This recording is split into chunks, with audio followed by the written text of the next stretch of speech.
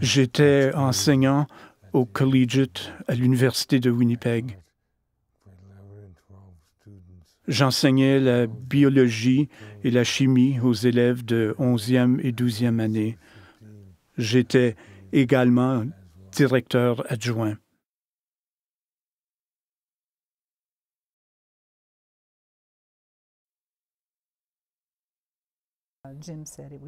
Il pleuvait très fort. Il y avait un orage. Nous roulions sur une autoroute à 2 voies, à environ 3 heures de route à l'ouest de Winnipeg. Nous avions ralenti car la visibilité était réduite tellement la pluie était forte. La chaussée était glissante. Puis tout à coup, nous avons vu une camionnette qui fonçait droit vers nous. Elle faisait de l'aquaplanage et est venue nous frapper. Nous avons fait environ 4 tonneaux.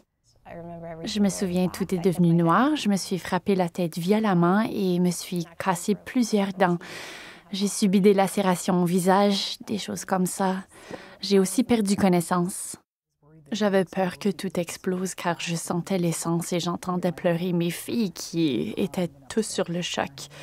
Ma sœur aînée était aussi dans la voiture et elle était dans tous ses états. Jim faisait un bruit semblable à un ronflement et il avait la tête à demi sortie de la fenêtre. C'était ma priorité. J'ai essayé de l'aider. Je ne peux plus marcher. Je ne peux plus conduire. J'aimerais être capable de le faire. Carol prend soin de moi. Maggie et Anna vont à l'école, mais savent que je suis malade à la maison, que j'y reste toute la journée, tous les jours. C'est beaucoup de pression pour elles. Ce n'est pas juste. Souvent, les gens de mon âge, lorsqu'ils pensent au fait de conduire de façon irresponsable, pensent seulement à eux-mêmes, aux conséquences sur leur propre vie et peut-être sur celle de la personne qui embarque avec eux. En réalité, ça va plus loin.